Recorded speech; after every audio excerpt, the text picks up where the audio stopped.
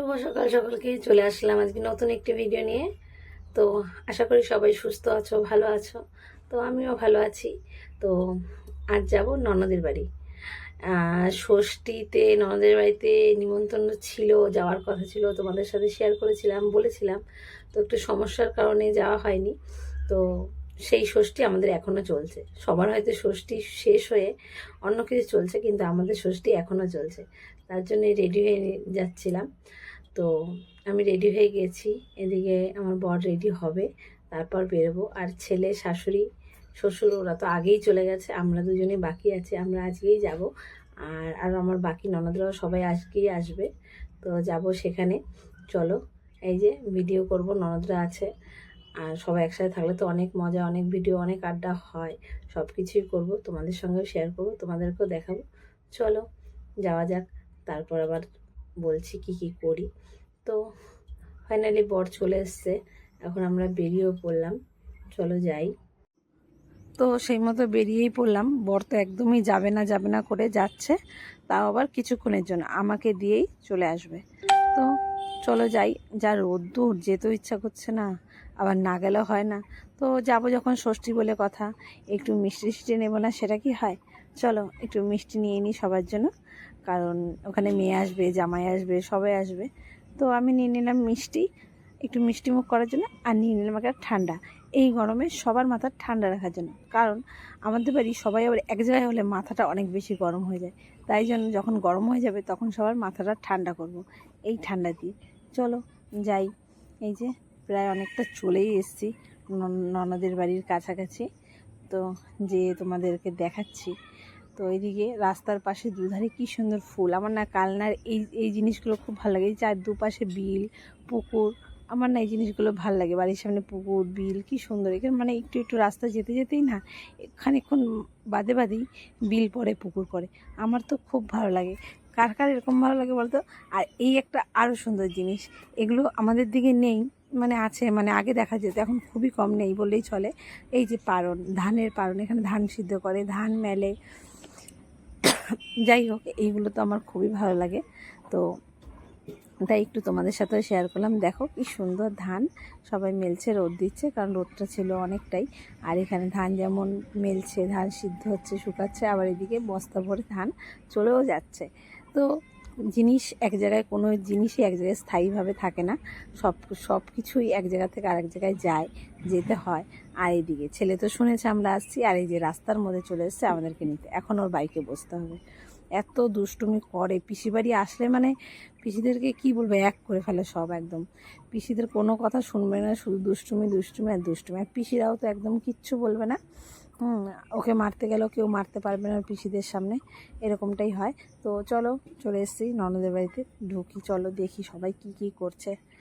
তো এদিকে আমার বর আসছে আর আমি আসছি, আর এত রোদ্দুর আর গরমের মধ্যে আমার বর বলছে এখন গাড়িটা আমাকে ঢোকাতে হবে। ও আসবে নাই বলছিল, দিয়ে আমার ননদ বলছে হ্যাঁ আয়, একটু বসে তারপর যাবি। যাই হোক, দেখি কারা কারা এসছে। সামনের ঘরটায় দেখলাম আপাতত কেউই নেই, সবাই মনে হয় রান্নাঘরে আছে। তো যাই, একদম রান্নাঘরটা এত অন্ধকার, কাউকে ঠিকমতো দেখাই যাচ্ছে না। চলো আগে ঘরে এগুলো রাখি, তারপর আসি, এসে আবার দেখি কে কী করছে। তো আমি ঘরে ঢুকলাম, এখন যাই দেখি কে কী করে।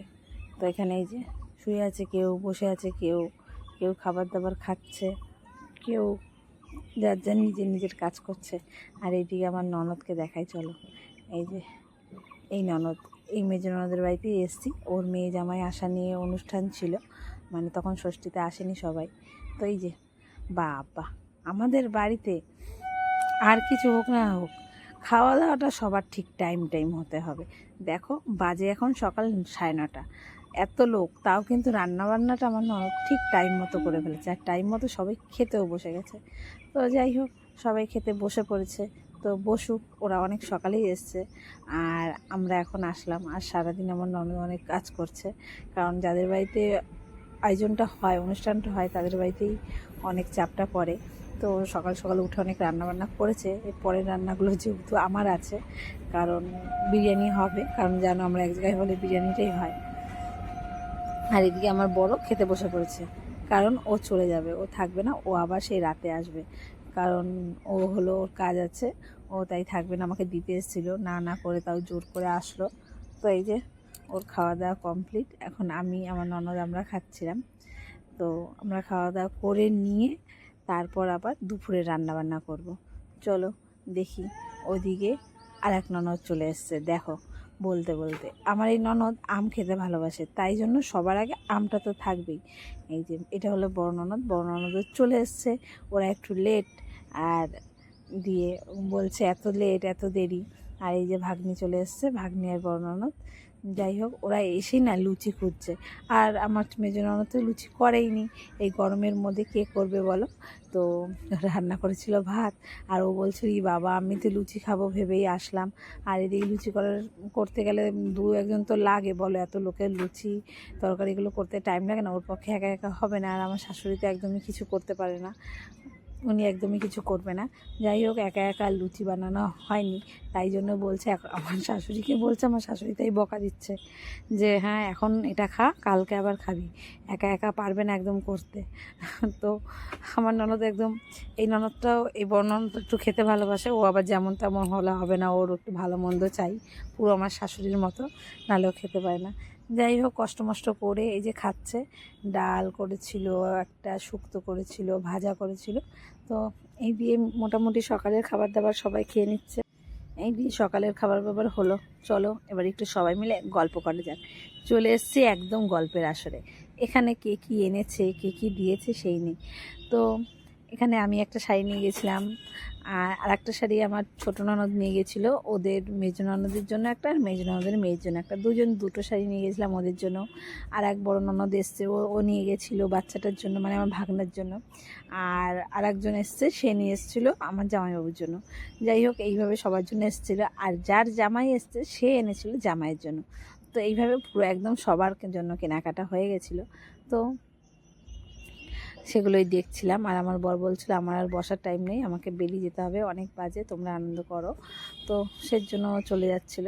আর এদিকে যে আমার ছোটো ননদ শুধু ঘুরে ঘুরে বেড়ায়, আর এর পিছনে লাগে ওর পিছনে লাগে, আর এই যে জামাইবাবুর পিছনে লাগতে চলে এসছে, বলছে দেখো একটু তুমি পড়ে। হ্যাঁ, আর উনি তো ফোনেই ব্যস্ত, উনিও যেরকম একদম ও সেরকম, কেউ কাউকে মানে একদম হার মানায়, এরকম একটা ব্যাপার। যাই হোক, এখন সবাই আমাদের মানে চলছে গল্প আড্ডা এইসব, এইসব চলাচলি কতক্ষণ থামবে তার কোনো ঠিক নাই এদিকে। তাই জন্য ননদ বলছে এগুলো চলতেই থাকবে, চল আমরা একটু বাজার যাই, বাজার দিয়ে ঘুরে আসি, কারণ কিছু জিনিস এখনও কেনাকাটা বাকি। কারণ আমার ননদ সব কিছু বোঝে না বলতে মানে কতটা কি আনতে হবে, কতটা কি করতে হবে মাপ মতো, সেটা যেহেতু ওদের বাড়িতে আয়োজনটা একটু অনুষ্ঠানটা কমই হয়, সেহেতু আমাকে বলছিল চল রূপা তাহলে তুই আমি গিয়ে এগুলো করি। তার জন্য এই যে আবার বলছে তাহলে একটু শাড়িটা গায়ে দিয়ে দেখাও, এই করে দেখাও, ওই করে দেখাও। এই যেমন ছোটো ননদ তো ভীষণ পাজি, সবার পিছনে লাগবে কুটে কুটে। তো এই যে এই করছিল, আর বলছি চল এইসব আর করতে হবে না, রাখ। তো এখন ওকে এখন মডেল সাজিয়ে সাজিয়ে দেখছে, এখন বলছে আমি একটু সাজবো, কিন্তু আমি মডেল, এই পাগলের পাগলামি শুরু হয়ে গেছে।